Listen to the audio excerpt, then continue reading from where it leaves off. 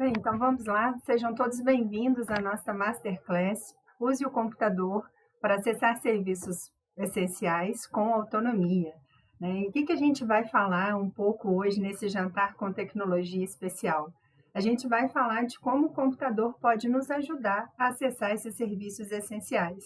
Esses serviços essenciais, a grande maioria, a gente acessa por meio da internet. Então, é necessário que a gente tenha uma conexão com a internet para poder acessar esse serviço.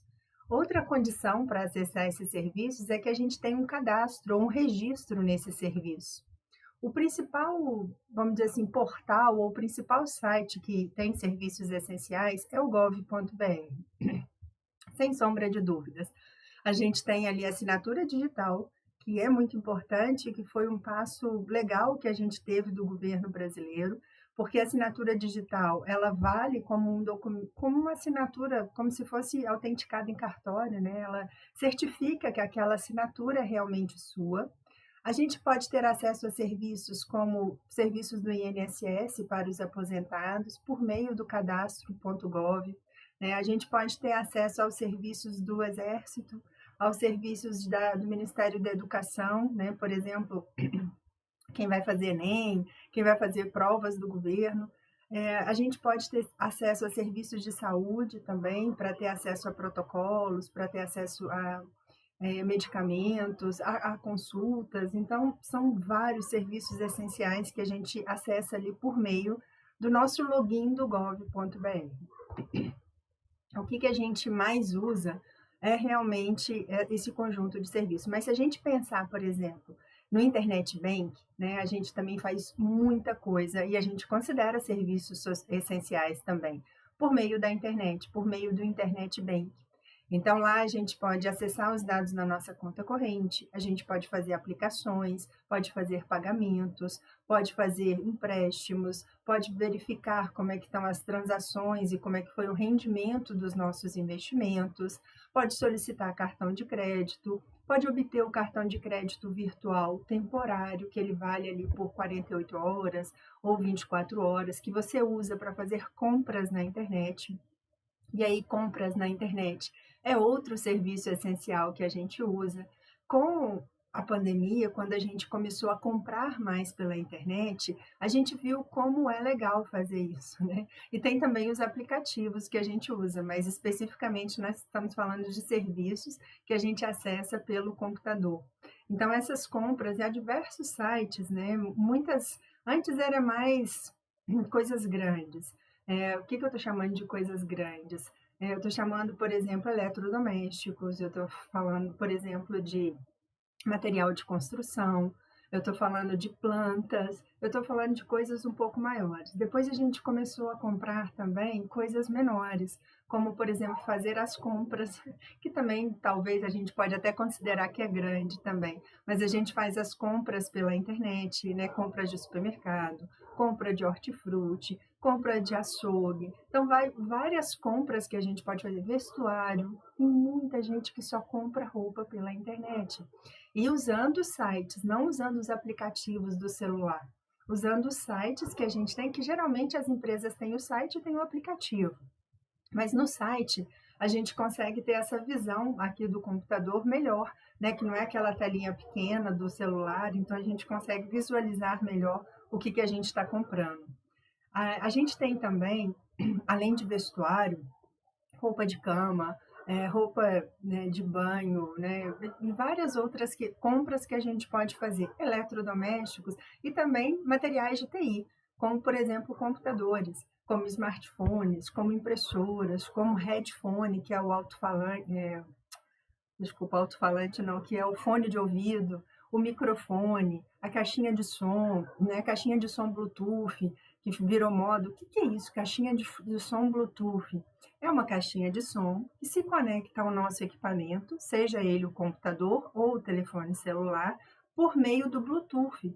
Bluetooth é uma onda, né, que passa aqui de um equipamento para o outro, sai de um equipamento e vai para o outro. Então, essa onda é parecido com onda de rádio, como funcionam os rádios, mas não é onda de rádio, é uma onda de Bluetooth. Por isso que a gente fala caixa de som Bluetooth. Quer dizer que ela se conecta aos dispositivos por meio do Bluetooth. E aí a gente não tem o cabo, né? Porque o cabo é um complicador. Tem alguns problemas da informática que não foram resolvidos. Um deles é o cabo, na minha opinião, porque tem muitos dispositivos que ainda precisam do cabo. Se você pensar internamente, né, se você abrir um gabinete, você vai ver a quantidade de fios, de cabos que tem lá dentro, né? Isso ainda não foi eliminado totalmente. E o outro problema é o aquecimento dos dispositivos. Os dispositivos, assim como nós seres humanos, à medida que nós estamos trabalhando, a gente está suando, liberando ali calor ou perdendo calor. Eu acho que é mais certo falar que a gente está perdendo calor. Os dispositivos também, eles esquentam, e esse esquentar pode trazer um dano para ele. Por isso que a gente tem as ventoinhas ou os coolers, ou né, que a gente pode chamar também de ventiladores dentro do gabinete. Eles estão ali para resfriar aquele ambiente realmente. O gabinete, ele tem saídas, né, ele tem buraquinhos por onde o ar entra e por onde o ar sai, para resfriar os equipamentos que estão lá dentro. Existem muitas opções, por exemplo, de water cooler. O que é isso? É um ventilador que é movido a água. Então a gente vê a água lá se movimentando e o ventilador também. E aí a água, ela teoricamente passa no dispositivo, absorve aquele calor e deixa o ar frio, assim vamos dizer. É mais interessante do que isso, mas eu estou explicando assim muito rapidamente. Funciona mais ou menos igual o filtro de barro, né? Talvez muita gente nem sabe o que é um filtro de barro, mas é um filtro de cerâmica, onde você põe a água, ela é filtrada nas velas e a água está sempre fresquinha lá dentro. Por quê? Porque a cerâmica absorve o calor daquela água, então por isso que ela fica fresquinha. Então a água dentro de um sistema ali dentro, né, dentro de canos, dentro do gabinete, ela faz exatamente isso. Ela absorve o calor daqueles equipamentos, resfriando aquilo melhor. Assim como os diversos coolers. E aí o pessoal inventou bastante, assim, colocou LED nos coolers, e aí cada um é de uma cor, você pode trocar, fica legal. O seu gabinete é todo transparente para você ver as luzes lá dentro. Então eles foram modificando as coisas. Mas esses são dois problemas da informática que não foram resolvidos, assim, os cabos totalmente, né? Os cabos e o aquecimento dos dispositivos. Mas vamos voltar aqui ao usar o computador para acessar serviços essenciais com autonomia. Com autonomia, eu quero dizer que eu quero comprar uma coisa pela internet, né? Quero comprar, vamos supor, uma máquina de lavar roupa pela internet. Eu vou entrar em vários sites de compra, vou fazer a minha pesquisa para ver o que comprar, o que não comprar, onde está mais barato, onde está mais caro. Vou conseguir clicar, né, naquele adicionar ao carrinho, que é o início ali da compra. Se eu quiser adicionar mais alguma coisa, vou conseguir adicionar também, sem ter que chamar ninguém, sem ter que ficar preocupada se é uma fraude, se não é uma fraude. Depois que eu for para o carrinho, eu vou digitar meu endereço, né, se não tiver cadastrado lá, vou digitar o número do meu cartão de crédito ou vou pagar por Pix, que é mais rápido, a compensação é quase imediata, e vou ter confiança de que aquela máquina de lavar que eu comprei vai chegar no prazo que o site me deu. Então, essa autonomia é você saber passo a passo o que você está fazendo para você tomar as decisões corretas. Por exemplo, e se no meio do caminho, né, se adicionou no carrinho de compras, mas deu uma mensagem estranha, assim, esse site não é seguro, não recomendo prosseguir. E aí, o que você vai fazer? Da onde vem essa mensagem? Essa mensagem é do site de compra, essa mensagem é do meu computador, essa mensagem é do meu antivírus, essa mensagem é uma fraude. De onde vem aquilo? É claro que a gente pode ser enganado? Pode, mas a gente tem mecanismos de saber qual é a procedência dessa mensagem. Por exemplo, se for o seu antivírus, essa mensagem em cima vai aparecer o nome do antivírus. Um dos antivírus muito bons que fazem todo o trabalho de reconhecimento de compras, é como se fosse o acompanhamento dessa compra até o final, né? Mesmo que não seja, que a empresa não tenha, mas no seu computador tem, é o Kaspersky. Esse é um antivírus russo muito bom. Então vai aparecer lá a mensagem do antivírus. Então você sabe que aquilo ali é um alerta que não é mentira. Ele está só te alertando. Mas o site também, ele vai te dar um alerta assim, você está no ambiente seguro, você pode continuar essa compra. E aí, essas mensagens, elas aparecem dentro do contexto da compra, então você vai tendo certeza de que você está no caminho certo. Agora, se por acaso aparece uma mensagem assim, para ter um desconto extraordinário nessa compra que você está fazendo, clique no link abaixo. Isso não é coisa que o site vai fazer. Isso não é coisa que o antivírus vai fazer. Isso é uma fraude. Isso, com certeza, é um programa malicioso, né? Um vírus, que está ali ou naquele site, ou naquela conexão, ou no seu computador. Mas ele não se aciona sozinho. Se você não clicar no link, se você simplesmente ignorar aquilo ou fechar, ele não vai te fazer mal nenhum. Agora, se você clicar naquele link que ele está sugerindo, aí sim, ele pode pegar os dados do seu cartão, ele pode fazer você finalizar a compra e você não vai receber o equipamento porque você finalizou a compra, foi em outro site, não foi no site que você estava comprando. Por exemplo, né, vamos supor que você esteja num site grande de compras que a gente tem, que é o Mercado Livre. Então, se você aparecer uma mensagem lá, clique nesse link para você ter um desconto extraordinário, você sai do site do Mercado Livre e vai para esse site que é uma fraude, que é um software malicioso, que é um vírus, que é um hacker que está ali. Isso acontece muito. Então, você precisa ter autonomia de identificar o que é malicioso e o que não é. E aí você consegue mandar bem numa compra pela internet, sem a ajuda de ninguém.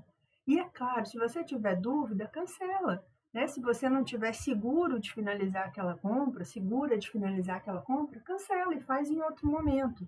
Mas ter autonomia é você ter conhecimento para discernir o que está correto e o que não está. O que está dentro de um script aceitável e o que não está. O que é um script? Né? Uma sequência aceitável. Por exemplo, se eu estou no site de compra e aparece um link para eu ter um desconto extraordinário, isso não é verdade. Né? Se tivesse desconto, o site já iria te mostrar o desconto lá. Ele já ia mostrar bem grande esse desconto. Ele não precisa te pedir para entrar em outro link para isso. O link é o endereço da internet, tá? O link é um endereço que a gente acessa por meio dos navegadores. Os navegadores são Chrome, Edge, Mozilla, Opera e vários outros. Então, os navegadores são os sistemas, né, os programas ou os softwares que a gente usa para entrar na internet. E os links são os endereços desses navegadores. Por exemplo, agora no Instagram, o link para entrar no Instagram é www.instagram.com. Então, quer dizer que esse www é que você está na internet. E você só acessa esse www por meio dos navegadores. Esse www significa a grande rede de longo alcance mundial, né? Significa essa rede. Antes do www, a gente tem outras siglazinhas também ali no endereço, no link, que começa assim, https://. Isso não é por acaso. HTTPS é um protocolo que faz essa conversão dos textos em textos que são visualizados pela internet. Protocolo nada mais é do que um programa que faz isso. Então, quando a gente está construindo um site, a gente escreve o site, tudo que a gente quer que tenha no site.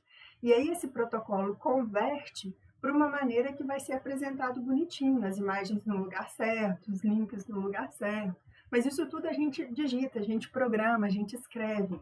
Então, o HTTP é um protocolo que faz essa conversão. O HTTP só funciona para a internet, ele só funciona para os navegadores. Por muito tempo ele só era assim, HTTP. Agora ele tem HTTPS. Esse S vem de security, de segurança. Então quer dizer que os sites que têm HTTPS no início são sites que já têm uma certa segurança naquele site. Essa segurança poderia ser, por exemplo, uma criptografia. Uma criptografia é quando você mescla os dados, né? Você pega um texto original, transforma em um texto que não é nem parecido com o original, e você, para ter a conversão disso, você precisa de uma senha para você ler aquela mensagem. Outra questão também que o HTTPS, que esse protocolo de segurança pode fazer, é garantir que você tenha um acesso seguro.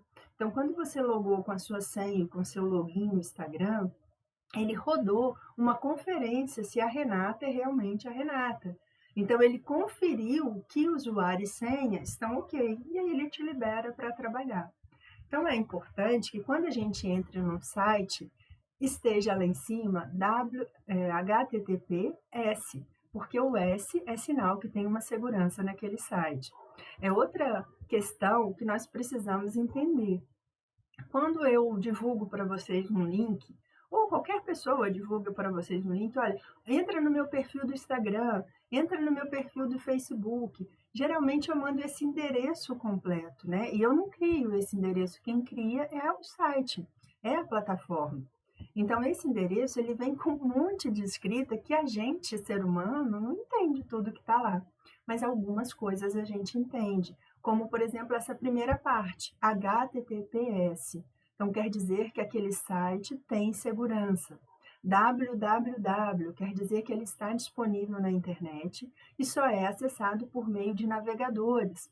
Não dá para eu abrir um link no Word. Por quê? Porque o Word é um processador, é um editor de texto, não é um navegador. Não dá para eu abrir um arquivo, um link www no Excel. Por quê? Porque o Excel é um editor de planilha eletrônica, não um navegador. Então, tem essas questões que precisam ficar claras. É claro que a gente não vai saber de todas, mas essas que a gente mais usa tem que ficar claro na cabeça da gente.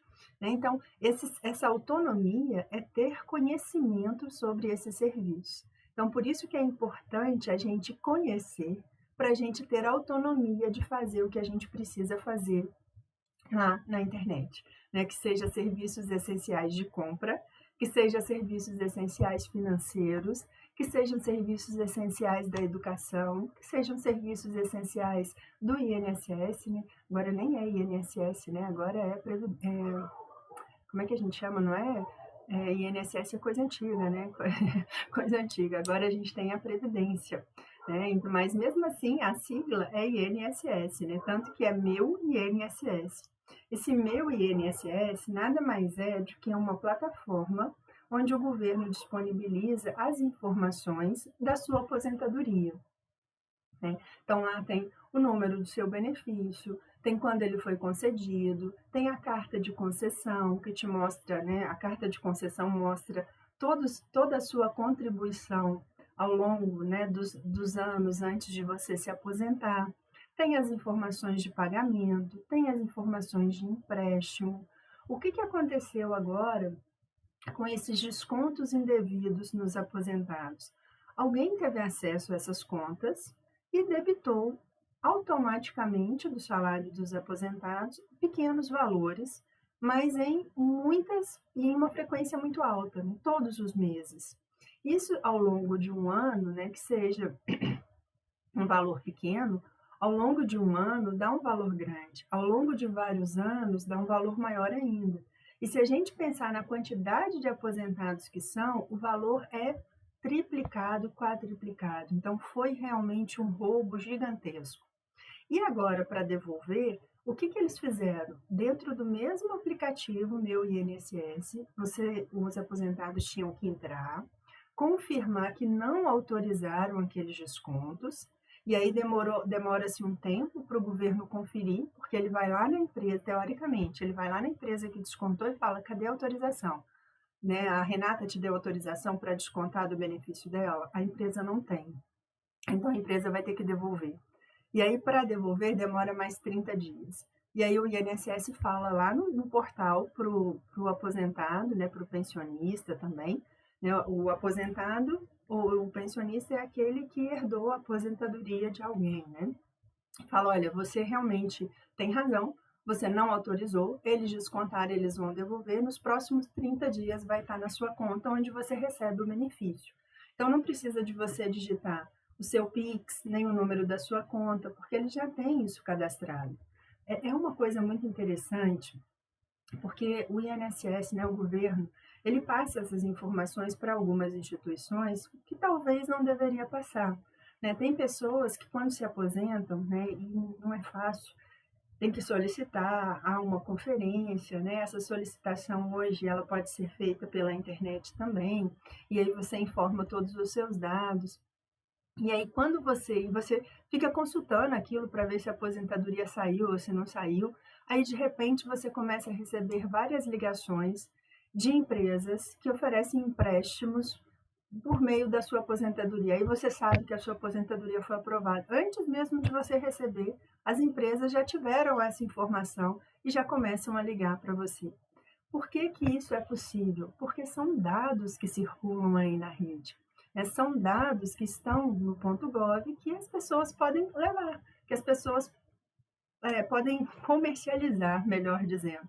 Então, infelizmente, esses dados são comercializados sem a nossa autorização, né? Isso acontece.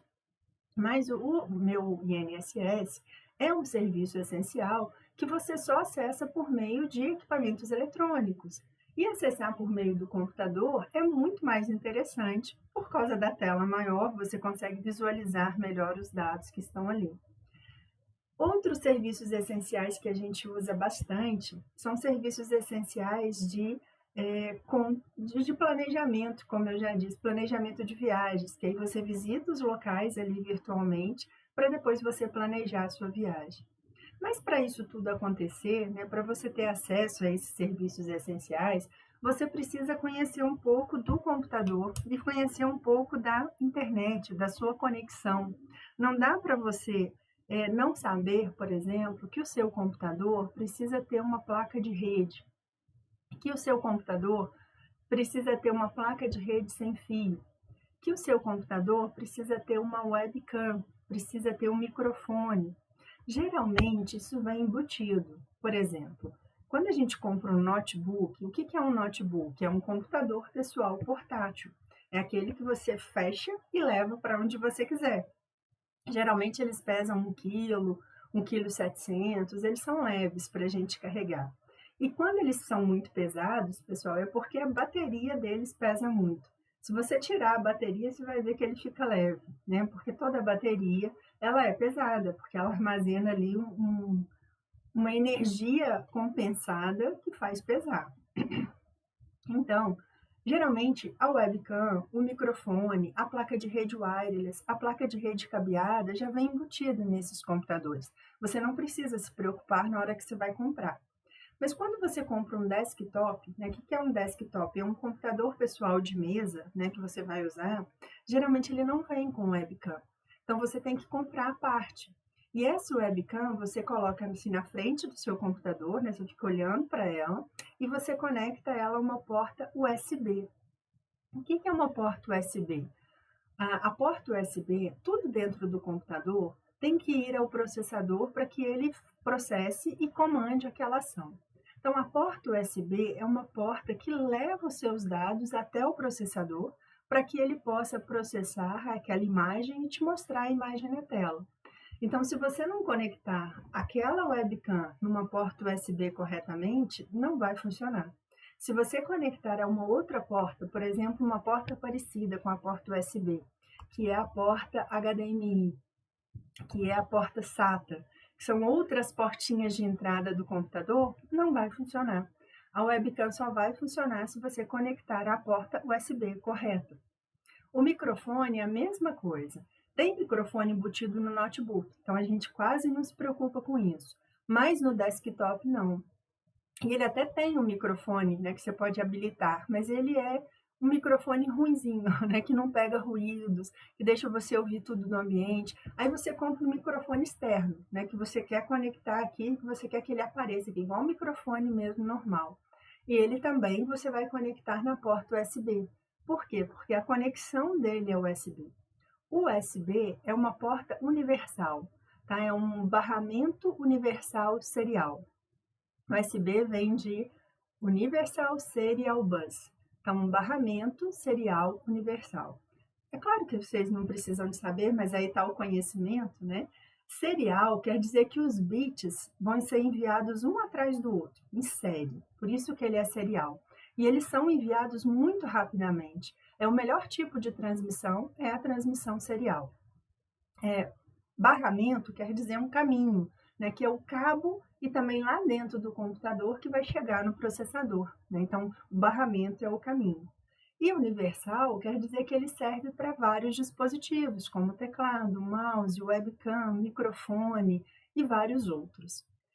Aí você fala assim, mas eu vou usar um microfone wireless. O que é um microfone wireless? Eu acho que eu até tenho um aqui, deixa eu ver se ele está fácil aqui. Um microfone wireless, você tem o microfone que você põe na lapela da roupa, por exemplo, e tem uma pecinha que você encaixa lá no dispositivo, que pode ser, esse daqui é de celular, então você encaixa lá no dispositivo de celular. Mas se fosse o computador, você conectaria também na porta USB, como se fosse uma pecinha bem pequenininha, assim, como se fosse um pendrive, né? O que é um pendrive? Esse nome pendrive vem de caneta, né? Como se fosse uma caneta, mas que é um drive de armazenamento, que é um local de armazenamento. Então, esse microfone vem com um pendrive que você vai colocar lá na porta USB e aí você vai conectar o seu microfone sem fio por meio da porta USB. Então, ali naquele pendrive tem uma anteninha Bluetooth que faz esse microfone funcionar. Se você conectar errado, não vai funcionar também. Então, o legal da informática, ela tem muito disso. A gente brinca quando a gente está ensinando o pessoal nos primeiros períodos da ciência da computação, da engenharia da computação, de sistemas de informação, que qualquer leigo consegue montar um computador. Agora, fazer funcionar já é mais difícil, porque as peças só se encaixam no local certo. Porém, a gente tem esses barramentos universais, que dá para encaixar várias peças. E aí, se você encaixar errado, você pode ter problemas no funcionamento. Então, a gente precisa conhecer dessas peças do computador e conhecer do computador para a gente ter acesso aos serviços essenciais. Uma outra questão importante é a conexão com a internet. E aí, a conexão com a internet, ela vai fazer com que a gente tenha outras condições também. A primeira condição é que a gente tenha uma placa de rede, que geralmente já vem embutida no computador, tanto no notebook quanto no desktop. Placa de rede, ela já vem embutida lá na placa-mãe. É o que a gente chama de uma placa de rede on-board. On-board quer dizer que ela está integrada à placa-mãe. Mas é claro que você pode comprar uma placa de rede off-board, que ela não é integrada à placa-mãe, que você conecta na placa-mãe e vai funcionar também. Para a gente fazer um déjà vu, para a gente lembrar algumas coisas do passado aqui, quando a gente tinha internet de escada, ficava mais fácil para a gente entender esse funcionamento. Por quê? Porque você comprava uma placa fax modem, você tinha que instalar essa placa fax modem no seu computador, você tinha que conectar o seu computador à sua linha telefônica, né? Então saía um cabinho lá no telefone e conectava na sua plaquinha fax modem. Você discava para a operadora, então você via aqui no computador na sua frente discando para o provedor que você contratou. O seu telefone ficava ocupado, a sua linha de telefone ficava ocupada, enquanto você estava navegando na internet. Por quê? Porque a gente usava o cabeamento telefônico para fazer isso. Com a evolução, a gente deixou de usar a linha telefônica para conexão com a internet e a gente passou a usar as linhas de dados, né? A gente passou a usar as conexões de dados. E o que seriam essas conexões de dados? São redes que utilizam uma fiação que já está pronta ou uma fiação que foi colocada, né? Que é o cabeamento de rede, para que você tenha acesso a uma operadora. E aí entram essas operadoras que estão substituindo os provedores antigos. Então, as operadoras são as operadoras de TV, as operadoras de telefonia celular, as operadoras de satélite. Então, tem vários tipos de operadoras que a gente pode comprar o serviço de conexão à internet. Então, por exemplo, quando a Vivo, a TIM, a Oi e várias outras, tem outras menores também, no interior a gente tem operadoras diferentes, na região norte do Brasil a gente tem operadoras diferentes, não são essas grandes que a gente tem aqui, então a gente chama até de players, né? Quer dizer que são empresas locais ali, empresas daquela região que vendem os serviços de acesso à internet. Então, a operadora, você compra o serviço, ela fala, te vendo banda larga, 400 megabits por segundo, ou megabytes por segundo, por R$ 199,90. Você fala, ok, vou comprar. E aí ela vem à sua casa, instala um equipamento na sua casa, e aí o seu computador tem que estar conectado àquele equipamento, e aquele equipamento está conectado à rede da operadora. Aquele equipamento está conectado ao fio daquela operadora que está lá na rua, que vem para a sua casa. Pode ser um fio fibra ótica ou pode ser um fio de cobre, mas é um fio. Quando a gente pensa em satélite, a operadora instala um equipamentozinho na sua casa e instala uma antena lá em cima, porque essa antena vai pegar o sinal do satélite. Então vejam que tem sempre uma conexão. Ou seja, uma coisa está ligada à outra. É como se uma coisa desse a mão para a outra para funcionar. As redes de computadores só funcionam assim. Se você cortar a conexão, acabou, não vai funcionar. Não que os equipamentos vão estragar, que vai explodir, não. Simplesmente você não vai entrar na rede. Então, precisa haver essa conexão. Então, quando eu falo conexão, é essa operadora trazer um aparelhozinho, colocar na tua casa e você vai conectar a esse aparelhozinho. Aí você fala assim, poxa, mas conectar como? Duas maneiras que você pode conectar esse aparelho. Por fio ou pelo ar. Então, quando você fala, eu tenho uma wireless na minha casa, wireless significa sem fio. Eu tenho Wi-Fi na minha casa. Wi-Fi significa Wireless Fidelity. Então, é uma rede sem fio boa, né? Legal. É uma rede sem fio que eu posso usar. Então, esse aparelhinho que a operadora traz para sua casa, geralmente é um roteador. Um roteador é um equipamento que faz essa conexão da sua rede, da sua casa, com a internet. A gente, tecnicamente falando, ele faz a ligação de uma rede local com uma rede de longo alcance. Rede local está no mesmo local que a sua casa.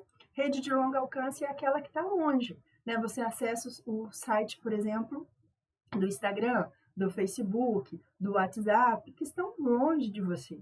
Essas empresas, como a Google, como a Meta é a empresa que administra o Instagram, o Facebook, o WhatsApp. Elas têm diversos tipos de servidores espalhados no mundo, por isso que elas não caem nunca. Se um servidor sair do ar, outro assume e você nem percebe. Então, essa conexão da sua rede na sua casa, que é local, com a rede da operadora, que é de longo alcance, é feita por meio de um roteador. Muitas vezes, as operadoras não colocam um roteador na sua casa, colocam um modem. Mas esse modem está ligado a um roteador da operadora que está ali por perto. Pode estar num poste, pode estar na rede subterrânea. Eu nem sei se a gente pode dizer que o Brasil é um país em desenvolvimento ou é um país intermediário, eu não sei mais o que dizer. Mas o Brasil, a gente tem ainda muitos fios na rua, né? E esse é um problema. Por quê? É um problema porque eles só colocam fios e nunca tiram, né? Mesmo se a pessoa mudou daquela região, nunca tiram. É um problema porque as pessoas, infelizmente, dependentes químicos, roubam esses fios e acabam com as conexões. E é um problema porque a cidade fica feia, né? A cidade fica horrorosa com aquele monte de fios lá. Mas é um problema que a gente convive com ele, não é um problema que a gente não poderia conviver. Mas em países desenvolvidos, essa fiação é toda passada no subterrâneo, né? Então a gente não vê esse tanto de fio assim. Quando a gente trabalha e precisa fazer uma rede, por exemplo, eu trabalhei no hospital e esse hospital, a administração dele ficava na rua do lado. E eu precisava fazer as máquinas da rua do lado conversarem com as máquinas que estavam no hospital. Então, nós precisávamos passar uma fibra ótica atravessando a rua. E na época a gente analisou o que era melhor. Passar pelo subterrâneo, pela rede de esgoto mesmo, passar o fio lá, alugar ali da Copasa aquele espaço, ou passar pelo ar, né? Vamos dizer assim, pelo ar, mas era o fio passando lá, por meio dos postes. Então a gente alugava da CEMIG aqueles postes aos quais a gente ia pregar o nosso cabo lá, fazer com que o nosso cabo passasse por lá. É pregar o cabo no sentido figurado, porque não é o cabo, a gente passa uma tubulação para o cabo ir dentro dela totalmente protegido. E na época, a melhor opção era semig, mas o cabo fica lá, né? A tubulação fica feia lá aparecendo. Mas é isso que a gente tem hoje. Nas empresas, a gente também faz isso, mas a gente coloca teto falso ou piso falso. É legal da gente ver que a gente consegue tirar, por exemplo, assim, um, um- como se fosse uma cerâmica, né? O piso falso, você levanta e você vê todo o cabeamento passando lá. É muito legal. Né? A gente, na ciência da computação, a gente faz gripagem desses cabos. Então, o pessoal manuseia esses cabos realmente para aprender como é que aquilo funciona. Então, toda vez que a gente pensar numa conexão, quer dizer que um tem que estar ligado ao outro. Se não tiver um ligado ao outro, não vai funcionar. Não vai morrer, não vai explodir, mas não vai funcionar. Se tiver mais ou menos conectado, se os fios estiverem bambos, se os fios estiverem desencapados, vai funcionar meia boca, né? Tem hora que você consegue conexão e manda uma mensagem, tem hora que você não consegue. Então, é muito importante que o cabeamento seja muito bem feito. Então, quando eu falo conexão com a internet, eu preciso da placa de rede no meu computador, eu preciso da operadora para me ligar com a internet e eu preciso ter login e senha para entrar, né? Por isso que as redes wireless, né, quando os netos chegam na casa da avó, o que, que eles perguntam, né? Qual a senha do Wi-Fi? Muitos já estão lá, decorou, já está gravado lá no celular. Mas o login, né, a senha quer dizer qual a rede, e a gente chama também de SSID. SSID é a minha rede que eu estou usando ali.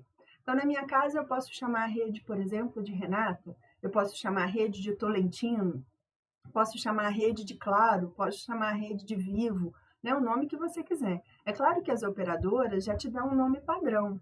Geralmente elas têm o nome da empresa e o número da sua casa, né, o número do seu apartamento, porque aí ela identifica mais fácil. E ela também traz uma senha padrão. E a senha jamais vai ser 1, 2, 3, 4, 5, 6. Hoje as senhas têm números, símbolos e letras. As senhas têm letras maiúsculas e letras minúsculas, e não é por acaso. A gente sabe que a letra maiúscula da letra minúscula para o computador é diferente. Então, se você digitar o A maiúsculo, ele representa aquilo como uma sequência diferente de zeros e uns do A minúsculo. Então, por isso que as senhas, quando fala, né, quando te pede cadastre letra maiúscula e letra minúscula, porque são diferentes. Isso é uma maneira da gente dificultar para os intrusos entrarem na nossa rede.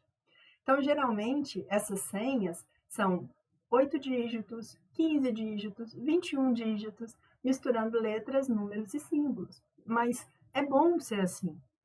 É péssimo para a gente digitar, é péssimo, mas é bom ser assim, porque senão você vai pagar, por exemplo, por 500 megabits e vai usar só 10, porque tem muita gente ao seu entorno que a sua senha é fraca descobriu e está usando a sua rede. Né? Isso acontece muito. Quando tem muita gente pendurada em um servidor, né, que seja um site, por exemplo, aquele site fica mais lento. Né? Isso é natural. Não tem uma vazão, vamos assim dizer. Não tem uma vazão para todo mundo. Então, se você proteger a sua rede, você vai ter garantia de um serviço melhor. Se você troca aquela senha e coloca uma senha muito fácil, é muito fácil das pessoas descobrirem. Não é porque elas são espertas, é porque você deu mole, você colocou uma senha fraca. Uma senha fraca pode ser um problema, tá? Um problema grave. Uma senha comum, por exemplo, tem gente que usa a mesma senha para tudo, também pode ser um problema, porque se a pessoa descobrir, ela vai tentar nas outras coisas que você tem. Mas esse é assunto para outro dia, outro jantar com tecnologia, né? Essa questão de segurança da informação, mas nós teremos. Então, a conexão, você precisa da placa de rede, que geralmente vem no seu computador, seja ele desktop ou notebook. Você precisa da operadora, né, que vai fazer a sua conexão com a internet. E você precisa do seu login e senha para você entrar na rede daquela operadora, para você poder acessar os serviços. E a partir daí, você usa os navegadores, que pode ser, por exemplo, o Edge, o Chrome, o Opera, um antigo Internet Explorer, um antigo Internet, desculpa, que a gente usava muito, o Mozilla, né, que é o Firefox, e vários outros, para você entrar em alguns sites. Então, agora vocês já sabem que HTTPS é um protocolo que faz essa conversão do que a gente programa para os sites. www quer dizer que está disponível na internet. E o nome do site que você quer acessar, como, por exemplo, instagram.com. E aí você entra no Instagram. Meu inss.gov. Ah, uma coisa interessante. Por que tem essas diferenças?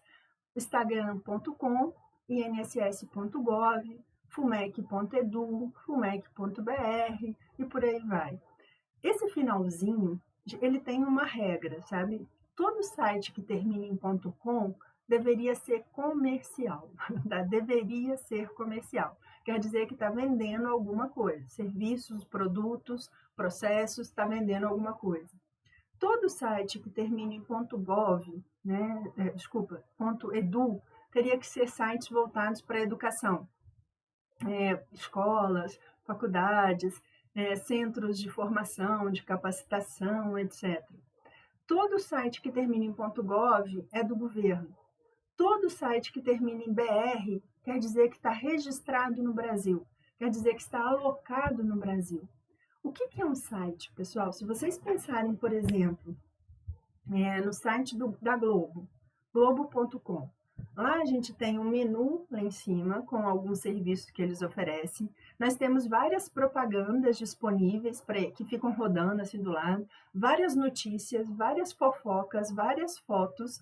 Então, aquilo ali é tudo construído, programado para aparecer daquela forma. Então, a gente pega todos esses arquivos, armazena isso em um provedor e aí aparece, né, faz a conversão para que apareça bonitinho para a gente no site. Mas aquilo ali é um volume de dados muito grande que os programadores tiveram que programar. Então, é assim que funciona. Então, todo site que tem BR, ele está registrado em um servidor no Brasil. Se fosse .pt, seria um servidor em Portugal e assim por diante. Por que eu estou dizendo seria? Essa é uma regra que nem todo mundo segue, porque não tem um dono. Não tem dono. Então, se você quiser colocar .br, você coloca. Se você não quiser, você deixa só .com, só .gov, só .edu. Não tem ninguém que vai te cobrar isso. Você escolhe. No Brasil, tem um órgão, né, que antigamente era chamado FAPESP, funciona igual a Anatel, que regulamenta a energia, igual essas agências de regulação, realmente, vigilância sanitária, etc. Então, tem um órgão que chamava FAPESP e hoje a gente tem como registro.br. Então, você entra no site registro.br e você digita lá, por exemplo, use a tecnologia a seu favor. E aí você vai ver que esse nome já foi comprado pela Renata. Então, a Renata comprou por 1 ano, por 2 anos ou por 10 anos. Então, ela comprou do registro.br esse registro para ela. E ela colocou só useatecnologia.com. Ela não quis colocar .br. Então, não é obrigado a colocar. Mas a gente tem essa regra. Segue quem quer. Infelizmente, segue quem quer. Então, quando você vê um site que tem .edu, .gov, mais ou menos você já sabe a finalidade dele. .com, você já sabe a finalidade. Mas pode ser que não seja aquela, pode ser que seja diferente. Então, quando a gente entra num site, a gente tem todo um aparato ali. E esses dados que eu falei para vocês que os programadores fazem, eles podem também ser transferidos para a sua máquina temporariamente, que são os cookies. Os cookies são arquivos temporários que os sites precisam para rodar na sua máquina. Então, vamos supor que o site tem um movimento, tem um jogo, tem algo que precisa de um espaço de armazenar na sua máquina para poder rodar. Então, ela armazena ali temporariamente. Aí, vamos supor que você não sabe disso, né? Você não sabe de cookies, você não sabe de arquivos temporários e a sua internet ficou lenta demais. Né? Todo site que você entra demora para logar, demora, você clica numa coisa, demora. Muitas vezes é porque não tem mais espaço para esse armazenamento temporário. E aí, quando você liga para alguém, né, e reclama, olha, eu quero entrar no site da Receita Federal e não estou conseguindo. Aí você, teoricamente, ligaria para lá e pediria suporte. Daí o cara fala, olha, vamos apagar os arquivos temporários da sua máquina. Vamos apagar os cookies. Vamos deixar desabilitados os cookies. Então, ele vai tirar esses arquivos temporários. Isso a gente faz nos navegadores, no Mozilla, no Firefox, no Mozilla Firefox, no Chrome, no Edge. Lá no menu de configurações desses sistemas, a gente tem como apagar esses arquivos temporários, apagar esses cookies, ou, né, apagar de tempos em tempos. É igual esse histórico de navegação, né? Quando você começa a digitar Instagram, já aparece para você o site embaixo. Isso é um histórico de navegação que o seu navegador guarda. Então, ele precisa de um espaço para isso. E se esse espaço fica pequeno, ele começa a ficar lento. Então, de tempos em tempos, a gente precisa apagar esses cookies, apagar esses arquivos temporários. E isso, pessoal, não é um problema. Isso é até uma solução encontrada pelos programadores para poder mostrar no site tudo que eles querem mostrar, para poder te dar um conforto maior de poder utilizar o site da maneira correta. Mas de vez em quando a gente tem que apagar, não tem jeito. Então, a sua conexão com a internet tem vários poréns, né? A sua ligação com a internet tem esse tanto de porém, né? Você precisa de equipamento, né? Placa de rede, roteador, precisa da operadora, precisa dos navegadores, precisa saber como funcionam, né? Para você ter autonomia para usar, para você ter autonomia de usar bem, sem ficar dependendo de ninguém. Por exemplo, nesses últimos dias, alguém estava comentando comigo que precisava mandar um e-mail, né, e não estava em casa, e aí viu uma lan house. O que é uma lan house, né? É uma loja, né, na verdade, fala house, mas é uma loja, na verdade, que presta esses serviços. Então, tem vários computadores lá que você aluga por 15 minutos, por 20 minutos, por 30 minutos, para você entrar na internet. Ok.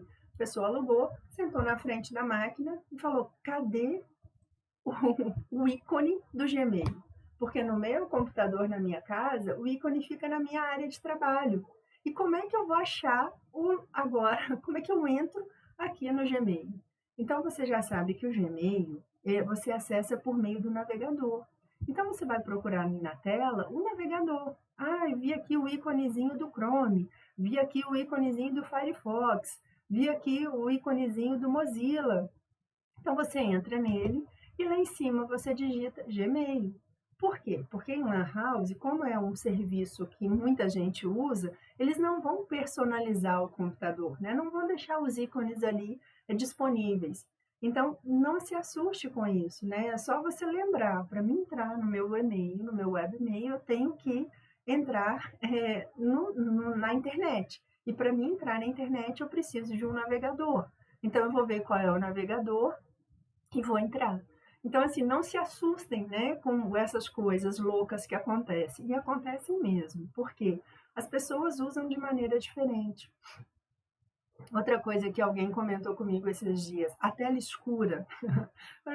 Não sei que troço é esse que a tela do computador do meu neto fica sempre escura.